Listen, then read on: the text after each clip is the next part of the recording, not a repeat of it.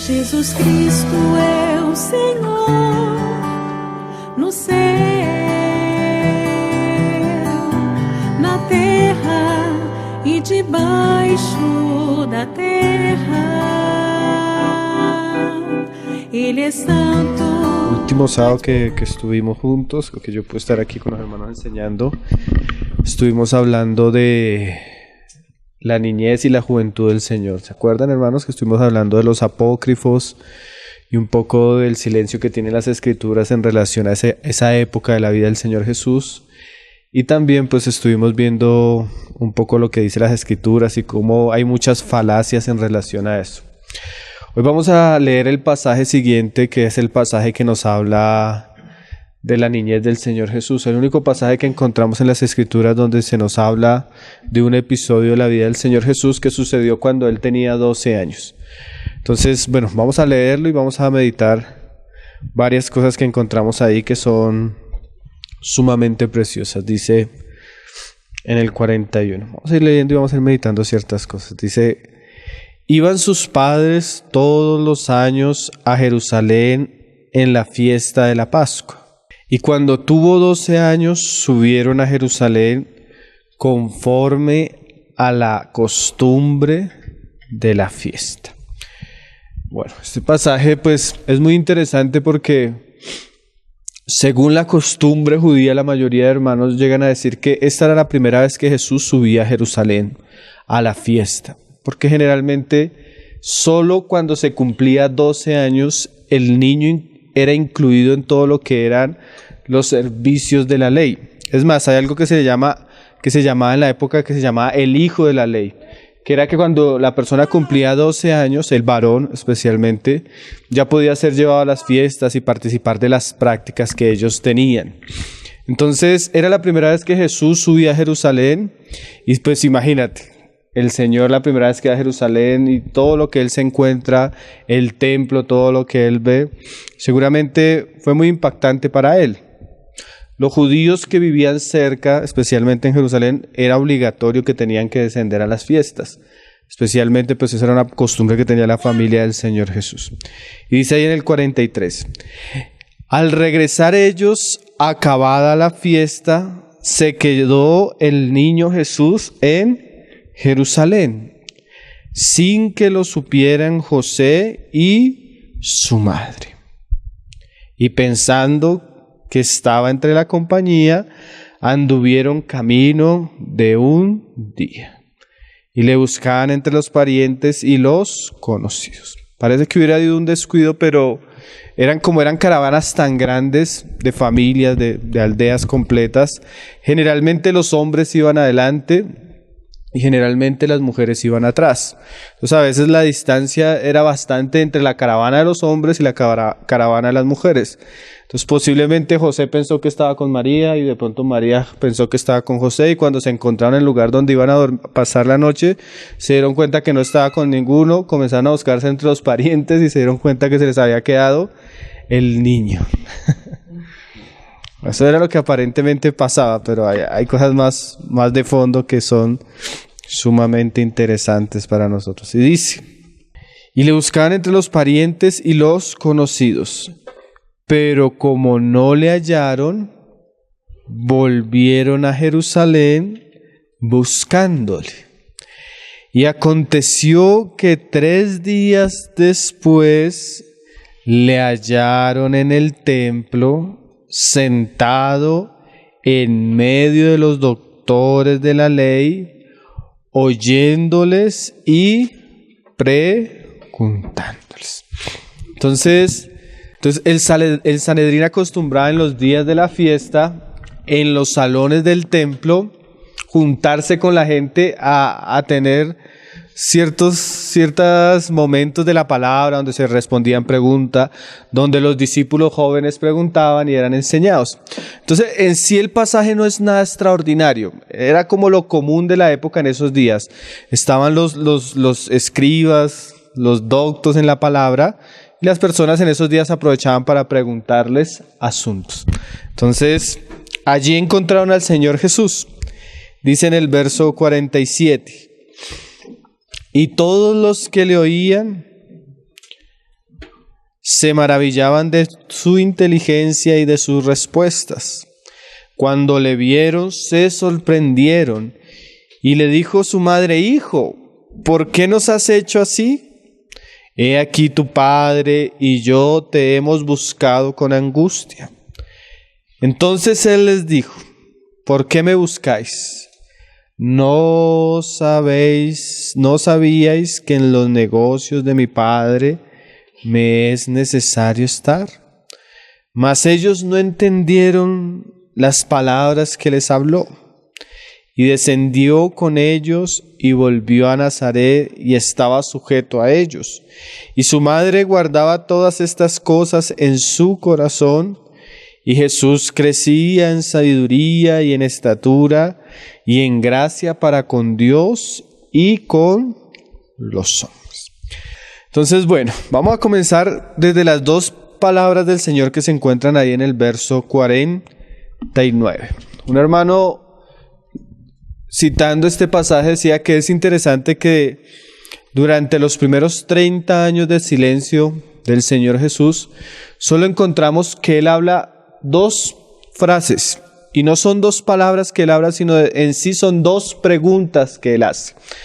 Pero como todo lo que está relacionado a nuestro Señor es maravilloso y profundo, aún en estas dos palabras que encontramos, o dos preguntas que encontramos en este pasaje, vamos a encontrar mucha enseñanza para nosotros, y eso es muy precioso. Y además, pues lo que María recuerda, que seguramente la que cuenta para que Lucas pueda registrar esto en el Evangelio es María misma.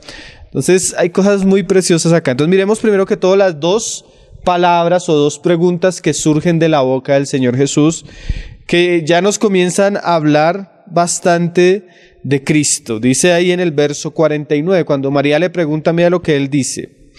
Entonces Él les dijo: ¿por qué me buscáis? Esa es la primera pregunta. Ahora la segunda pregunta. ¿No sabíais que en los negocios de mi Padre me es necesario estar? Dos preguntas, pero con dos preguntas el Señor dice bastante.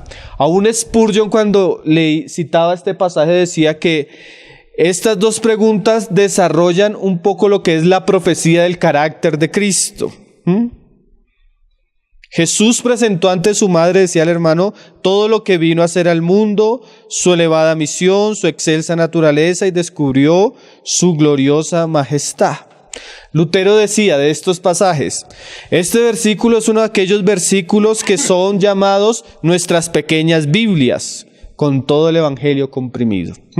Pero ¿qué es lo que están relacionando estos hermanos a las palabras de Jesús? ¿Qué dice el Señor ahí? Y es tan interesante que lo que Jesús dijo, María y José no lo entendieron. ¿Cómo así? ¿De qué está hablando el Señor Jesús acá? Porque a veces podemos leer estos pasajes del Evangelio y pasarlos por encima y llegar a estar en la situación de que estuvo María y José, de escuchar y tal vez no entender. Aunque lo interesante de María es que aunque no entendió, ella guardó en su corazón. Porque eso también nos habla de una buena actitud. Tal vez yo a veces no puedo entender la profundidad y la majestad de las cosas que se están hablando. Pero si yo soy temeroso delante de Dios, yo voy a guardar eso en mi corazón y lo voy a meditar. Y tal vez más adelante Dios en su gracia y en su misericordia, por su espíritu, haga que yo entienda aquello que escuché y en el momento tal vez no comprendí. Entonces, si a veces no entendemos, pues bueno, es parte de nuestra humana pequeñez y debilidad. Pero oramos a Dios para que en este momento Él nos pueda dar a entender que Él fue lo que dijo. Y que cuánto tiene de trascendencia esto, que para muchos hermanos ha sido algo muy precioso y muy edificante. Él dice ahí en esas frases: ¿por qué me buscáis? Y en la segunda dice: ¿no sabéis que en los negocios de mi Padre me es necesario estar? Y antes de resaltar los otros asuntos, yo quiero resaltar la frase mi Padre. El papá y la mamá, según se pensaba, como lo dice más adelante Lucas en el Evangelio, estaban buscando a su hijo que se perdió. Cuando ellos vienen de su hijo, él le dice: ¿no sabéis que en los negocios de mi Padre me es necesario estar? ¿Qué está haciendo el Señor? Pues primeramente mostrándonos que Él tenía clara conciencia de quién Él era. Él no era cualquiera, Él sabía quién era, y Él sabía que tenía un Padre celestial. Aunque no podemos decir que este pasaje es una evidencia para afirmar la relación eterna que existió entre el Padre y su Hijo eterno, sí podemos afirmar que por lo menos Cristo le estaba recordando a sus padres y cómo Él había venido a este mundo, porque era posible que María, pues imagínense, María había tenido el bebé, lo había alimentado, lo había criado, el muchacho había estado creciendo, y tal vez los asuntos cotidianos de la vida habían quitado de la vista de María quién era el muchacho, cómo había nacido el muchacho, cuál era el propósito del muchacho. Entonces Jesús no solo nos muestra quién Él era, sino le recuerda a María quién Él era. ¿Sí? ¿Me hago entender? Como que Él quiere volver la conciencia de sus padres, porque sabemos que José no era su padre, a mostrarles quién era Él. Porque de pronto María se la había olvidado, y eso es muy común aún entre nosotros, que tal vez a veces hemos tenido momentos de mucha claridad, que Dios habla maravillas, hace maravillas, pero el asunto cotidiano y la simpleza de nuestras vidas, a veces se nos olvida el alto llamamiento y los propósitos trascendentales que Dios tiene para nosotros. Y a veces Cristo nos lo hace recordar. Y estas palabras de por sí son una enseñanza para nosotros, pero también para José y para María, aunque no lo entendieran. Porque muchas veces a veces los asuntos trascendentales de la fe no los entendemos, pero no dejan de ser un recuerdo para el alma que está percibida y quiere meditar. Por ejemplo, Lucas 1, verso 30, mira lo que decía el Señor. Dice: entonces el ángel le dijo: María, no temas, porque se acuerdan que el ángel se le apareció, ella se asustó, yo lo hemos estudiado acá, porque has hallado gracia delante de Dios, y ahora concebirás en tu vientre y darás a luz un hijo y llamarás su nombre Jesús. Este será grande y será llamado Hijo del Altísimo, y el Señor Dios le dará el trono de David, su padre. Entonces, seguramente habían pasado 12 años y a María seguramente le había olvidado las palabras del ángel. Se le había olvidado que este muchacho iba a ser el Salvador, que su nombre era Manuel, que era Dios con nosotros, que sería llamado Hijo del Altísimo, que fue engendrado por obra del Espíritu Santo. Entonces Jesús le dice: bueno, María, o sea, como parafraseándolo, ¿no te acuerdas que yo tengo un padre que... ¿Por qué me preguntas? Sí, porque a veces a nosotros nos pasa bastante. Seguramente María había perdido un poco la esencia y la profundidad de las palabras, y no solo las palabras, los hechos que ella había experimentado con el nacimiento del Señor en sus días. Cuando Jesús le dice: no sabéis, en los negocios de mi Padre me es necesario estar. Entonces, como decíamos, Cristo tiene un sentido de su filiación, de que Él fue engendrado por obra del Espíritu Santo, que Él sería llamado Hijo de Dios en cuanto a su humanidad, así como lo es en su deidad. Pero, ¿por qué es bueno recordar esto para nosotros? Porque a veces nosotros vivimos sin un sentido de filiación, o sea, de que somos hijos. Hacemos cosas, vivimos cosas, estamos en la costumbre de la religión, vamos en la caravana de la vida con nuestra familia, pero a veces se nos olvida que hay una realidad mayor y que tenemos un Padre celestial, el cual debe regular, el cual debe guiar y el cual debe alimentar nuestros corazones por encima aún de nuestras relaciones naturales. ¿Cuántas veces cuando nos preguntan algo podemos decir: ¿acaso no sabéis que mi Padre? ¿Sí? ¿Sí me hago entender? Porque no hacemos las cosas solo porque yo tengo un papá o una mamá, o solo porque somos hermanos entre nosotros, sino que la realidad es mucho más trascendental. Tenemos un Padre celestial.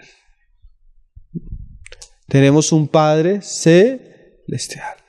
¿Por qué hacemos o por qué deberíamos dejar de hacer? Porque los otros nos ven. ¿Sí me están entendiendo lo que quiero decir, hermanos? Sí.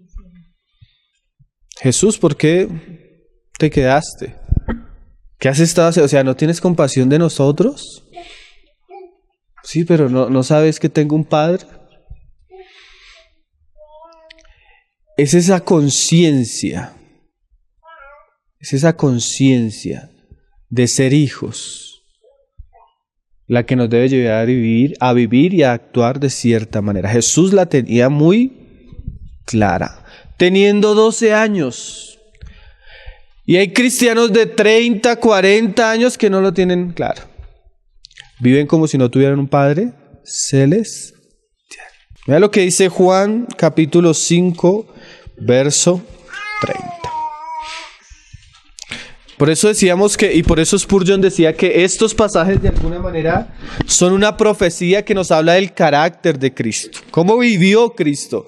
Eran como las primeras semillas de lo que más adelante vamos a entender de él. Juan 5, verso 30. Dice, ¿lo tienen, hermanos? Dice, no puedo yo hacer nada por mí mismo. Según oigo, así juzgo. Yo me imagino al niño, no sé, estoy parafraseando, ahí en medio de todo esto y que el padre le hable, yo quiero que tú te quedes y no regreses. El niño de 12 años, según oigo, así juzgo. Y el niño mira la caravana, mira a sus papás.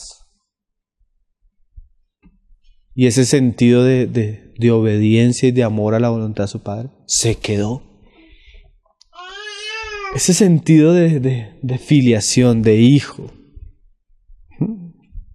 Eso es el carácter de Cristo, que es un ejemplo y una enseñanza para nosotros. Porque a veces vivimos como si no tuviéramos un Padre en los cielos. Como si Él no nos viera. Como si Él no nos hablara, como si Él no tuviera una voluntad. Porque no busco, y mi juicio es justo. ¿Por qué? Porque no busco mi voluntad, sino la voluntad del que me envió. ¿La de quién? La del Padre. O sea que este pasaje que parece que como que a María se le olvidó y como que José se descuidó, en relación tiene una raíz más profunda. ¿Y cuál es la raíz más profunda? Que Cristo deseaba hacer la voluntad siempre de su Padre y por causa de esa voluntad se quedó. Y esa es la primera razón que Cristo le da a sus padres, bueno, a su madre biológica y a su padre adoptivo. ¿No sabes que tengo un padre? Entonces, ahora comencemos a pensar esto de nosotros. Vivimos con la conciencia de que tenemos un Padre celestial. La voluntad de ese Padre pesa en nuestros corazones. Podría dejar sus padres terrenales y correr tras la voluntad de su Padre celestial. Aunque nadie lo comprenda. Porque, ¿por qué lo haces? O sea, le preguntaron sus padres. Jesús dijo, ¿no sabéis? Deberíamos a veces esas cosas saberlas. Deberíamos saber que todos tenemos un Padre celestial, que Él debería ser nuestra prioridad y su voluntad debería ser nuestra delicia. Imagínate el ejemplo de Cristo en su niñez. Ahora, volvamos a Lucas 2. Ese es el pasaje que vamos a estar base. Lucas 2, ahora el verso 49. Dice, en la misma frase que estamos leyendo, ¿no sabéis que en los negocios de mi Padre me es necesario estar? Ahora el segundo asunto no es solo que Cristo menciona a su Padre, sino que su conciencia de filiación de que Él es el Hijo del Padre lo liga a una obligación con el Padre. Y es que eso es muy importante nosotros verlo en Cristo, y no solo verlo en Cristo, porque como hemos estado haciendo a través de todo el Evangelio, aplicarnos a nuestra vida. O sea, mi relación con mi Padre Celestial me lleva a tener una conciencia que pesa en mi corazón y me obliga a ser consciente de que mi Padre tiene un negocio el cual tengo que estar o en el cual tengo que estar apercibido y dispuesto a participar de ese negocio. Esta frase es muy importante. Esa frase, me es necesario. Es una frase que Jesús usa constantemente ya aún en su ministerio público. Por lo menos escúchelo para que no nos demoremos tanto y lo leamos. Lucas 4:33. Es necesario que también a otras ciudades anuncie el evangelio del reino de Dios. Lucas 9:22. Es necesario que el Hijo del Hombre padezca muchas cosas. Lucas 13:33. Sin embargo, es necesario que hoy, mañana y pasado mañana siga mi camino. Lucas 19, verso 15, cuando fue de Zaqueo, mirando hacia arriba, le dijo: Zaqueo, date prisa, desciende, porque hoy es necesario que pose yo en tu casa. Juan 4:4, le era necesario pasar por Samaria. ¿Por qué leo estos pasajes? Porque esta palabra era una palabra que pesaba en Cristo, que constantemente usó para mostrar la responsabilidad que Él tenía como hijo del Padre en los negocios del Padre. Dijo otra vez: me es necesario hacer las obras del que me envió. Cristo tenía una total conciencia de que el Padre le pedía y le demandaba ciertos asuntos en su vida. Así como Cristo tenía esa conciencia, deberíamos ser nosotros. No solo ser conscientes de que tenemos un Padre celestial, sino que Él demanda cosas necesarias de nuestra vida. Que no podemos decir si queremos o no queremos, si nos parece o no nos parece, si nos entienden o no nos entienden, si tenemos 12 años o 30 años, si tenemos 5 años en el Evangelio o 50. Hay cosas muy relacionadas a la voluntad de Dios que debemos poner en nuestro corazón en letra mayúscula como necesario. Necesario. ¿Sí me estoy haciendo entender? Mira con qué responsabilidad habla un niño de 12 años. Claro, no era cualquier niño, era nuestro Señor Jesús. Me es necesario estar en los negocios de mi Padre. ¿Sentimos ese divino necesario como deberíamos sentirlo? ¿Nos ha sido impuesta esa necesidad? ¿Recibimos una perentoria advertencia de servir a nuestro Padre Divino? Mira cómo Pablo habla ahí en 1 Corintios 9, verso 16. 1 Corintios 9, verso 16.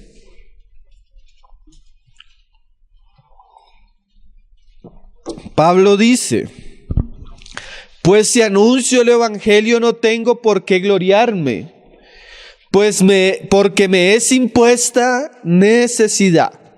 Y eso es lo que creemos que sentía Cristo y que deberíamos sentir todos nosotros. Necesidad. ¿Por qué? Por hacer la voluntad del Padre, por hacer las obras que Él nos encomendó, por pasar por los lugares donde debemos pasar, por hacer lo que debemos hacer o hablar lo que debemos hablar, o dejar de hacer lo que no debemos hacer. ¿Por qué? Porque es necesario como hijos de nuestro Padre hacer la voluntad del Padre y estar ocupados en las cosas que el Padre nos ha encomendado. Y dice Pablo: y ay de mí. Y usted puede también decir: ay de usted. Si Dios le ha puesto a hacer algo a usted y usted no lo hace, ay de usted. Ay de usted, hermano. Y no piense que es un asunto entre nosotros, acuérdese, es un asunto de una relación primeramente vertical. Es usted con su Padre Celestial. Pero ay de usted, si usted conociendo la voluntad de su Padre no la hace. Porque aquel siervo que conociendo la voluntad de su Señor no la hizo, recibirá muchos azotes. Pero aquí no es una cuestión de resaltar el temor que debe haber en cuanto a los azotes, sino es resaltar el amor que tenía el Hijo por el Padre, que ese mismo amor se convertía en necesidad y obediencia. Porque ese es el verdadero amor cristiano. El amor cristiano se refleja en obediencia. ¿A quién? A nuestro Padre Celestial. Yo no puedo decir a Cristo que le amo o que le digo Señor, Señor y hago mi voluntad. Ese no es el ejemplo de Cristo. Ese no es el ejemplo de Cristo. Y de Él debemos aprender. Me es necesario, con letras mayúsculas. Me ha sido impuesta una necesidad. Mira lo que dice Juan 4, verso 30. Cuando Cristo decía, bienaventurados los que tienen hambre y sed de justicia, él veía que Él vivió esta bienaventuranza, la felicidad de aquellos que obedecen, que aman la justicia del Señor. Jesús, ahorita lo leíamos, le fue necesario pasar a Samaria. Todos tenían hambre. Él manda a los discípulos a comprar comida. Cuando los discípulos llegan con la comida, le ofrecen la comida a Jesús y Jesús no come. Y mira lo que Él dice. En el 30, entonces salieron de la ciudad y vinieron a Él, entre tanto los discípulos le rogaban diciendo, Rabí, come. Él les dijo, yo tengo una comida que comer que vosotros no conocéis o no sabéis. ¿De qué está hablando Jesús? Hay cosas que Él tiene y que Él alimentaba, con las que Él alimentaba su alma, y muchos de nosotros no sabemos. Porque muchos de nosotros no sabemos qué es hacer la voluntad de Dios. Muchos de nosotros sabemos claramente lo que Dios espera de nosotros y aún sabiendo no lo hacemos. No conocemos este camino. Vivimos como si no tuviéramos un padre y como si ese padre no tuviera negocios. Vivimos para nosotros mismos, para nuestra voluntad y nuestros deseos. Y el resultado es que nuestra alma está muerta y vacía. Porque acuérdese que en esto hay una bienaventuranza. Felices, dichosos, los que hallan y tienen hambre de hacer la justicia de Dios. Pero ay de mí, dijo Pablo. Entonces los discípulos le decían unos a otros, ¿le habrá traído alguien de comer? Jesús les dijo, mi comida es que haga la voluntad del que me envió y que acabe su obra. Ese es mi alimento. Que el Padre que me envió me conceda hacer las cosas que Él me ha encomendado y acabar mi obra. Ese es mi alimento, yo ocuparme en los negocios de mi Padre. Imagínate, aquí tenía ya 32, 33 años el Señor Jesús cuando dijo estas palabras, pero lo dijo cuando tenía 12 años. ¿Qué quiere decir eso? Que si usted no dice estas palabras en sus primeros años de creyente, nunca lo va a decir tampoco, hermano. Si usted no forja un carácter y una vida cristiana relacionada con la obediencia a Dios desde sus primeros pasos, se va a acostumbrar a hacer su voluntad toda su vida. Toda su vida. Se va a acostumbrar a vivir en sus propios negocios, hermano. Pero no es tan importante estas palabras aún en la edad que Jesús las dijo, hermano. Aún en la edad que Jesús las dijo. Imagínate, había estado callado durante 12 años, volvió a estar callado durante 18 años y lo único que dijo es, en los negocios de mi Padre debo estar. Cuando usted habla de su cristianismo, ¿qué habla, hermano? Porque la diferencia de nosotros es que Jesús duró 30 años en silencio, habló 3 y lo que habló fue suficiente. Nosotros nos la pasamos hablando mucho. Y de lo mucho que hablamos es poco de valor y de poca trascendencia, porque no hablamos lo que deberíamos vivir. Jesús dijo, en los negocios de mi Padre me es necesario estar. En eso resumo mi vida. Mi hoja de vida es esto. Ocupado en los negocios de mi Padre. No como dicen algunas veces, ocupados en Facebook. No, en los negocios de mi Padre. Quiero resaltar unos versos anteriores, verso 46. Dice, y aconteció cuando ellos llegaron que 3 días después le hallaron en el templo, sentado en medio de los doctores de la ley, oyéndoles y preguntándoles. ¿Qué hizo Jesús esos 3 días, hermano? ¿Qué comió? Ahorita leíamos cuál era la comida de Jesús. ¿Dónde durmió? ¿Qué hizo un muchacho de 12 años, hermano? Lo interesante es que lo encuentran ¿dónde? En el templo. Hay una discusión exegética del texto, y es que el pasaje cuando dice los negocios de mi Padre, ahí algunos textos o manuscritos antiguos incluyen la casa. O sea, como si él relacionara, por algunos manuscritos antiguos, como si él relacionara estar en los negocios del Padre, estar en el templo, en la casa de Dios en ese momento. ¿Por qué resalto esto tanto, hermano? Porque, como decíamos, para Jesús ir al templo, eso fue algo maravilloso. Si era posiblemente la primera vez que iba, el ver los sacrificios, los animales, el contemplar todo el oficio de los sacerdotes, las oraciones, las alabanzas que surgían ahí en el templo, la enseñanza que había ahí en la casa de Dios. Para eso fue algo absorbente. Él se quedó ahí 3 días. ¿Por qué resalto esto? Porque un hijo verdadero del Padre, o sea, un cristiano genuino, basado en el ejemplo de Cristo, no solo debe tener un profundo aprecio hacia su Padre, sino que también debe ser consciente que el negocio del Padre está relacionado con la casa del Padre. ¿Cómo así, hermano? Si yo quiero estar como buen hijo de Dios en los asuntos de Dios, yo debo estar en la casa de Dios. ¿Eso qué implicaciones tiene? Que para mí debería ser algo codiciable y deseoso cuando cantamos las alabanzas juntos en la casa de Dios, que es la iglesia. Que para mí el tiempo de las oraciones del pueblo de Dios debería ser algo precioso, porque esos son los negocios de mi Padre. Que para mí el participar del partimiento del pan, del culto de la iglesia debería ser algo codiciable, porque yo sé que los negocios del Padre son prácticamente la casa del Padre. Entonces, aquel cristiano que menosprecia la vida de la iglesia, las reuniones de la iglesia y la comunión con sus otros hermanos, no solo está menospreciando el asunto horizontal, sino que por ende está menospreciando los negocios de su Padre. ¿Sí me está entendiendo?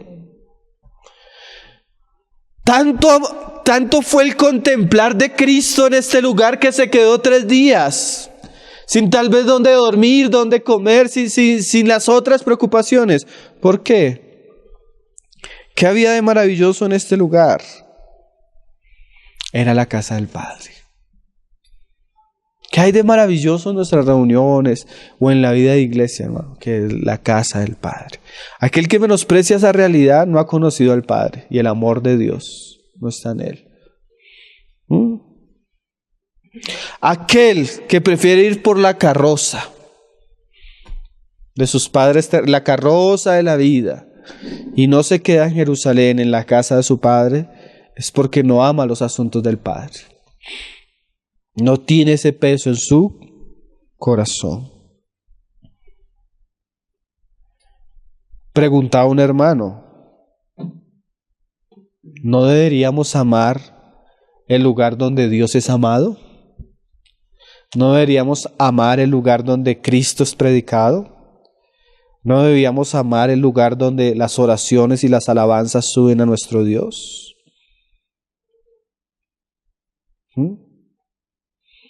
¿No deberíamos ambicionar este lugar constantemente y odiar todo lo que nos aleje de este lugar? ¿No debería ser la actitud de un buen cristiano? Eso fue la actitud de Cristo, ¿no? Pero la pregunta: ¿en cuáles negocios está usted, hermano o hermana?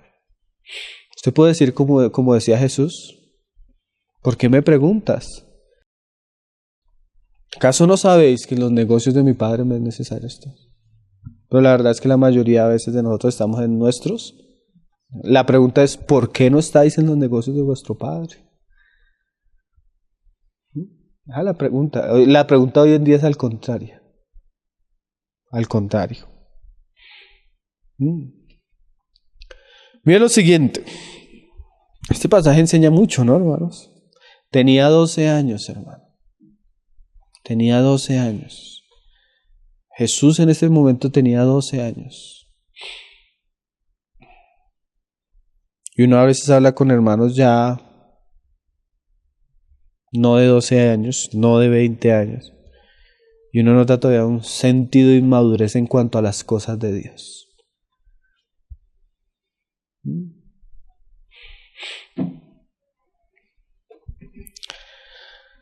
Dice ahí el verso 46. Le hallaron en el templo. ¿Saben qué? A mí un pasaje que siempre me cautivó cuando estudiaba la vida de Josué, dice que Josué permanecía a las puertas del tabernáculo. Eso es algo precioso. Y mire quién llegó a ser Josué después. O sea, ni siquiera era sacerdote, hermano, ¿no? Pero fue un joven tan dedicado a las cosas de Dios que el lugar donde él permanecía era a la puerta del tabernáculo. Qué interesante ese pequeño versículo. Y Josué permanecía a la puerta del tabernáculo.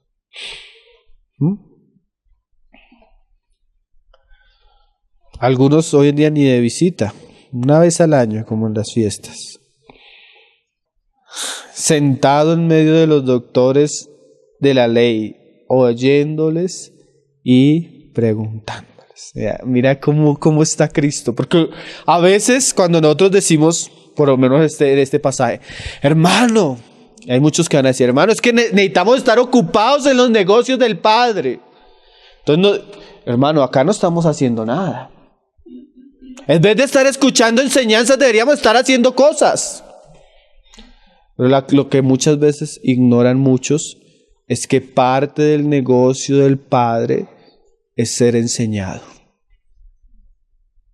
Eso es lo que ignoran muchos. Que yo nunca, y escúcheme eso bien, hermano, yo nunca voy a ser involucrado activamente en los negocios de mi Padre si primeramente no me he involucrado primero sentándome y siendo enseñado.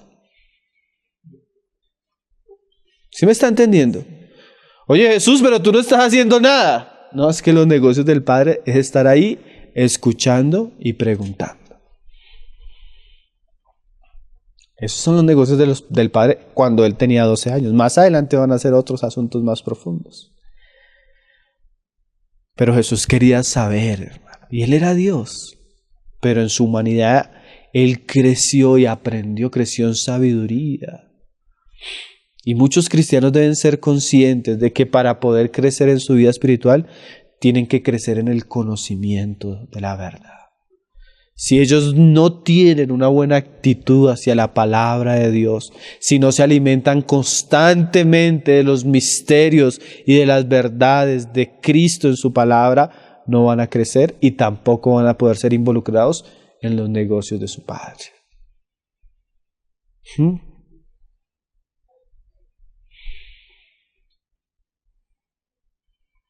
Algunos hermanos dicen, la palabra podría, en vez de traducirse negocios, podría traducirse ocupado. ¿Y en qué está ocupado? En aprender.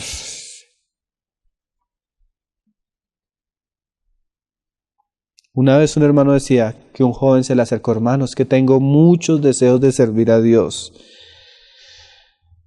Y el hermano le responde, está bien, pero no tienes que ser impaciente. Primero debes aprender. ¿Sí? Porque el servicio a Dios no se hace por impaciencia. Eso es un fruto de la carne, no del espíritu. Dijo el hermano, ve en medio de los maestros y aprende un poco. Aquel joven.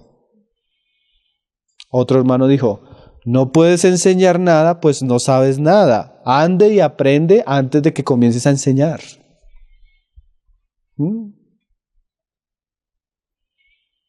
Dice otro hermano, los espíritus fogosos o el alma ansiosa piensa que no está sirviendo a Dios cuando está aprendiendo, pero en este asunto está equivocado.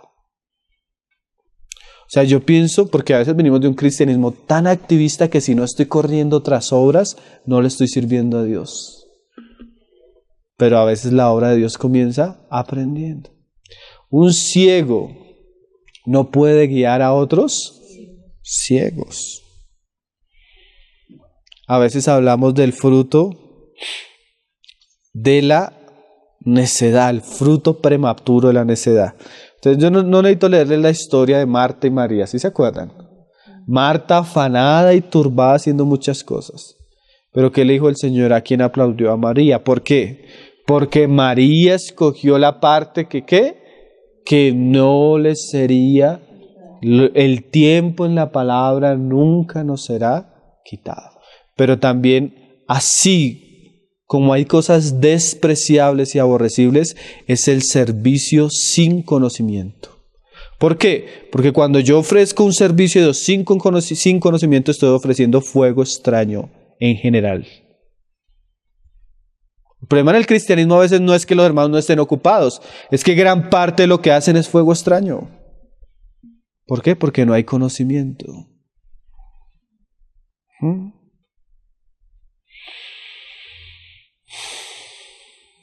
Ciertamente debemos trabajar, hermano, pero después de haber aprendido. ¿Cuánto? ¿Cuánto tiempo duró Jesús en el proceso de aprendizaje hasta comenzar un ministerio público? 30 años, hermano. Dijo un hermano, si cualquier creyente, y eso pasa hoy en día, esto es lo que voy a leer, lo estoy leyendo de un hermano del siglo XVIII, hermanos. Dijo Spurgeon, si cualquier convertido comenzara a enseñar o a trabajar, pronto estaríamos en un revoltijo de herejías y se enseñarían muchos dogmas crudos e indigestos que harían más daño que bien. Alguien dice, corre mensajero, corre, los negocios del rey exigen prisa. Pero alguien sabio le diría, no, más bien detente un poco. ¿Tienes alguna noticia que anunciar? Primero aprende tu mensaje y luego corre tan rápido como puedas. ¿Sí me va a entender? ¿Usted ha visto esas carreras de atletismo, de relevos? Entonces, viene corriendo uno y ese uno lleva el testimonio. Y en la Biblia habla del testimonio de Jesús. Pero para que alguien pueda comenzar a correr, tiene que recibir el testimonio. Tiene que recibir el testimonio. Entonces una persona que no ha sido enseñada por buenos años, donde hay una buena instrucción, ¿por qué corre? Toca decirle, deténgase. Hay cristianos que hay que decirles, el negocio del Padre para usted en este momento es sentarse y escuchar.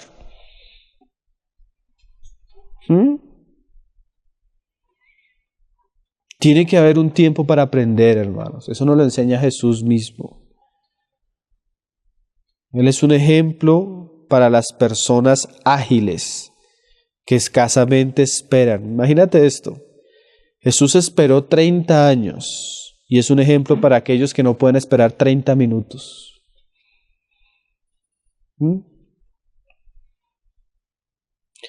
¿Saben qué son las cosas que van rápido o corren rápido? Las cosas que son ligeras. Las cosas pesadas y de valor no se las lleva el viento tan rápido. Dice un hermano, cuán veloces algunos son para hablar lo que no saben y atestiguar lo que nunca han visto. Esto no es sabiduría, sino es el fruto prematuro de nuestra necedad o impaciencia.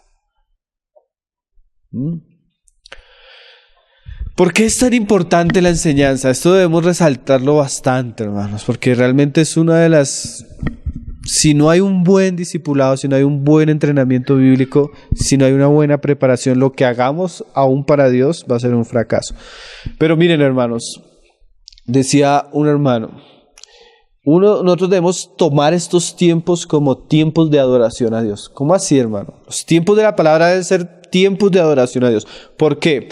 Porque nuestra alma nunca, y eso debemos tenerlo, eso usted lo ha experimentado, nunca nuestra alma es tan consciente de la grandeza, de la gloria de Cristo y de la reverencia a Él, como cuando escuchamos después un mensaje, hermano. ¿Usted no ha sentido que su alma se eleva a veces a un punto donde usted dice, wow? Usted queda un tiempo de solemnidad delante de Dios. Eso a veces no nos pasa ni cuando cantamos canciones, hermano.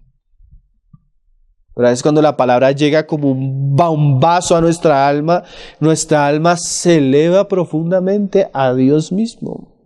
En adoración, en reverencia, en contemplación. Y eso lo hace la palabra. cuando abrazamos la verdad de Dios, que ella trae impacto, que ella trae transformación, eso es un verdadero culto a Dios agradable. No el único, pero sí donde comienzan todas las cosas. Decía un viejo predicador: tengo tan raras veces el privilegio de oír un buen mensaje que cuando lo hago me ocasiona tan intenso deleite que escasamente puedo escribirlo. Entonces me acerco más a Dios que por cualquier medio o por cualquier otro tipo de ejercicio. El verdadero oír con amor y reverencia engendra adoración. Este santo niño estaba involucrado en los negocios de su padre. ¿Cómo? Simplemente se presentaba delante de los maestros, aprendía y les preguntaba. Más adelante Jesús iba a enseñar mucho, hermano. Entonces, vamos a estudiar una gran cantidad de enseñanzas de Jesús, pero aún el mismo Jesús tuvo que estar a los pies de otros.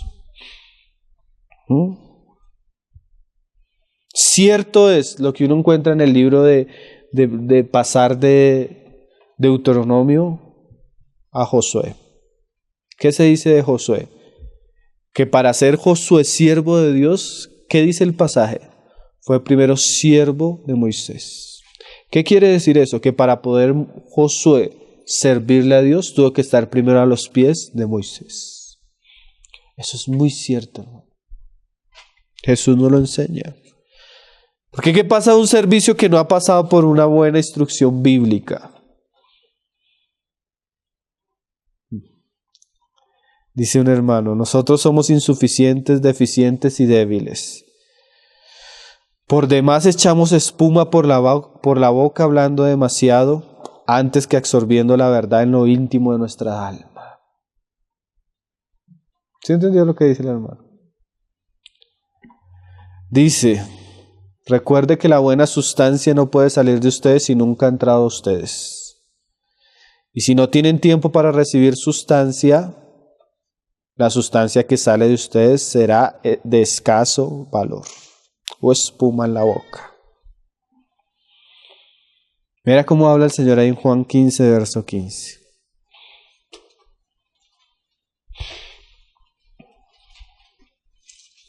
Juan 15, verso 15.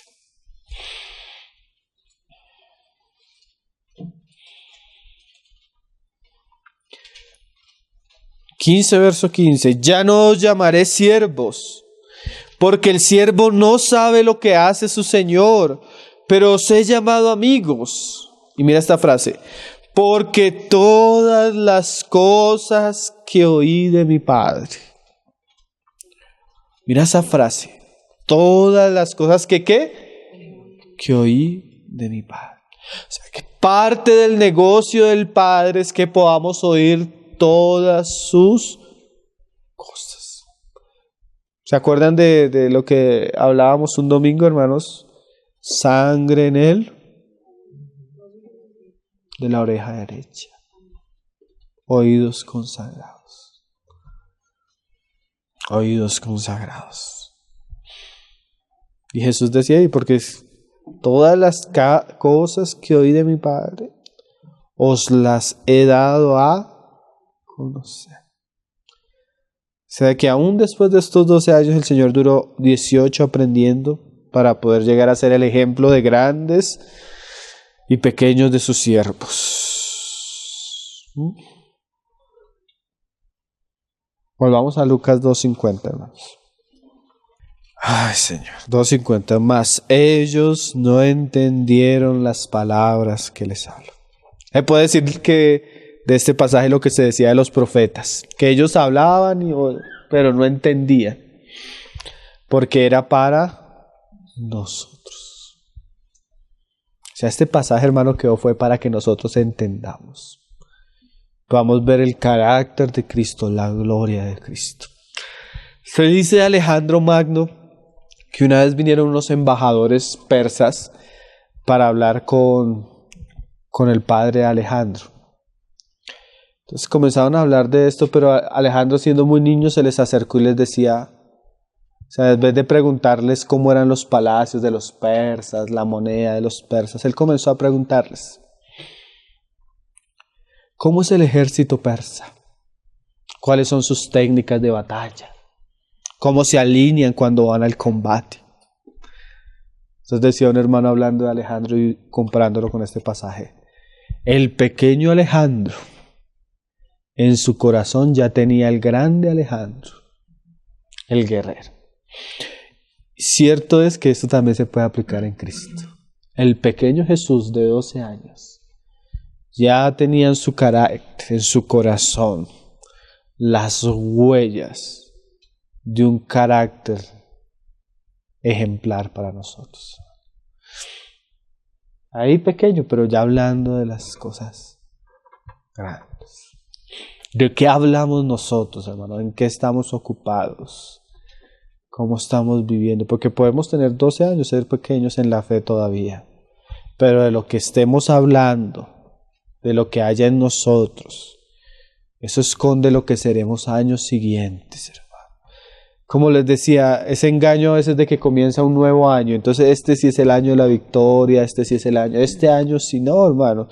Nosotros somos el reflejo de lo que en nuestro corazón hemos estado cultivando. Si usted está cultivando desobediencia, necedad, o si ni siquiera necedad, si usted está ocupado en los negocios de su padre, no espere que en los próximos años, en los suyos, no espere que en los próximos años va a ser los negocios de su padre. El árbol que no da primicias no da buen fruto. ¿Sí? Entonces esto es muy importante saberlo de Cristo.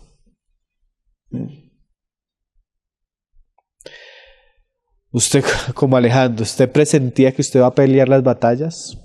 ¿Qué presiente usted en su corazón? ¿De qué habla en su corazón? Eso va a ser lo que más adelante será su forma de lucha o su batalla. Y dice ahí, en el 51, y descendió con ellos y volvió a Nazaret, a lo simple, a lo común, a la carpintería, y estaba sujeto a ellos, porque estas cosas que decimos nosotros, a veces el negocio del Padre, no quiere decir que dejemos de hacer las otras cosas. Pero como el Señor mismo más adelante lo enseñó, donde esté tu tesoro, aunque Jesús le tocó volver a Nazaret, su corazón estaba en Jerusalén y estaba en los negocios de su Padre, aunque permaneció sujeto a ellos. Y su madre guardaba todas estas cosas en su corazón. Esperemos que así suceda con nosotros. Y Jesús crecía en sabiduría y en estatura y en gracia para con Dios y los hombres.